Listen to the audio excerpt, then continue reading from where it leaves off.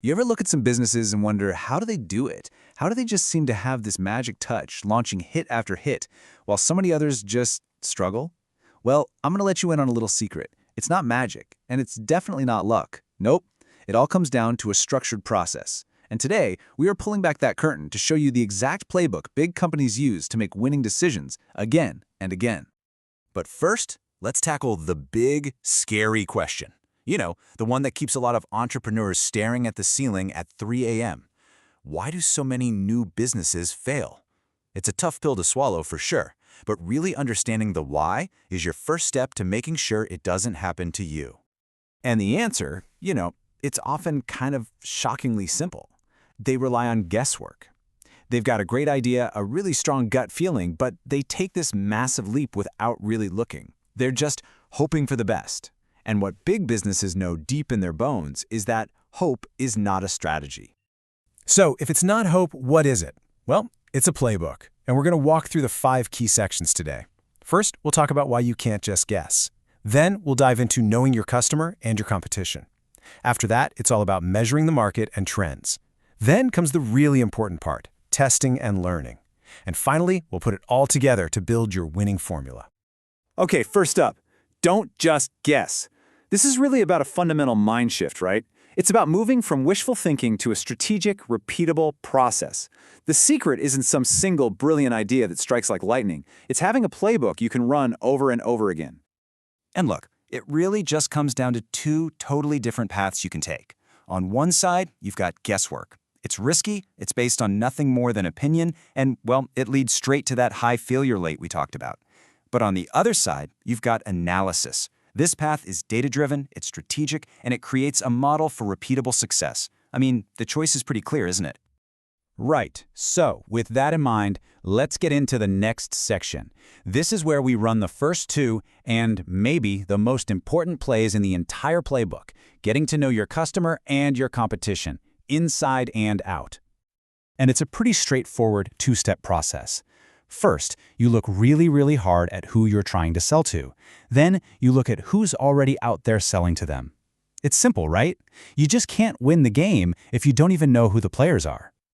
So what does studying your customers actually mean? Well, it's about asking the right questions. Who are they?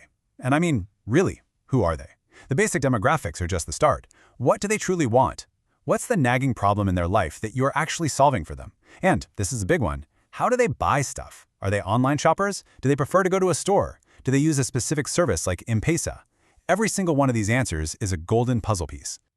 Next up, you turn that spyglass on your competition. Who's out there in your space? And it's not enough to just list their names. You've got to be a critic.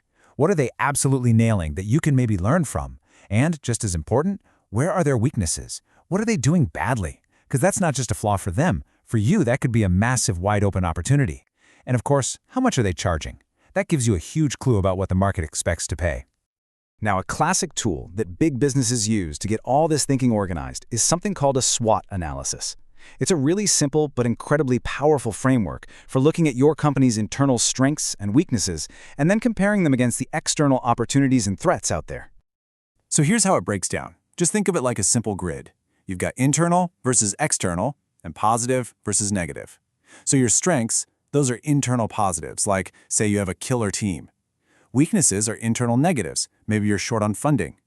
Opportunities are external positives, like a new market that's just opened up. And threats, those are external negatives, like a brand new competitor. And this is a total game changer because it forces you to see your business from every single angle. It turns that vague gut feeling into a crystal clear strategic map. Okay, so you know your customer, you know your competition. What's next? The next step is to zoom out. You've got to measure the market and understand the trends. This is all about sizing up the entire playing field before you even think about stepping onto it. Analyzing market size sounds really complicated, I know. But honestly, it just boils down to 3 core questions.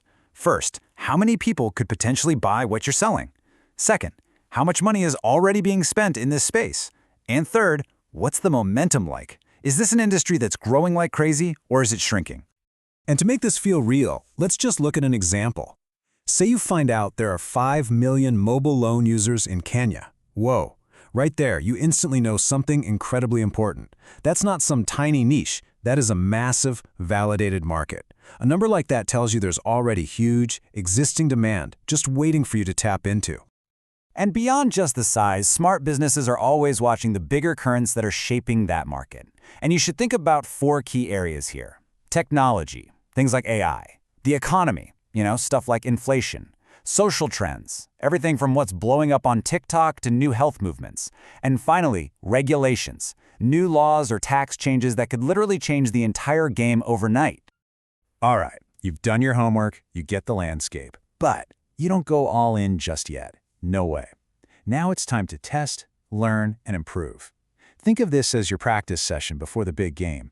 You've got to make sure your strategy actually works in the real world. And this is all about creating a feedback loop. You start small. You release a beta version of your app, or you give out free product samples to a small select group, and then you just listen. You listen like your business depends on it, because it does. Do they actually like it? Is it something they'd be willing to pay for? And then you take that feedback, you use that data, and you make improvements before the big expensive launch. This one process alone can save you from so many headaches. So how do you keep track of all this feedback and data? Well, big companies use all sorts of tools.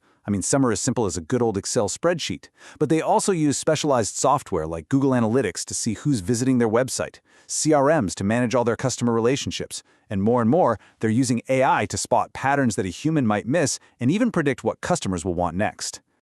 And that brings us to our final section, your winning formula.